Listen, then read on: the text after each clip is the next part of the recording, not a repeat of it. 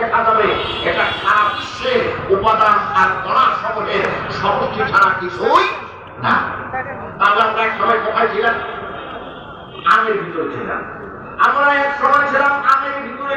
খুব গুরুত্বপূর্ণ কথা বলে বলছি আমার বাচ্চারা, একটু মনোযোগ সহকারে শোনার চেষ্টা করুন।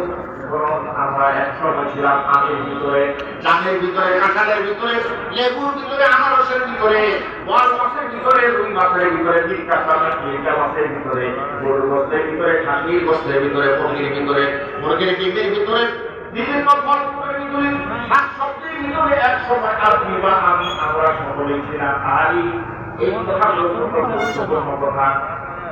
আমার মা যখন এই খাদ্যগুলি খেল, খাইবার পরে আমার মায়ের পক্ষ কিন্তু আল্লাহ তাআলা এক ফোঁটা পানি তৈরি করলেন।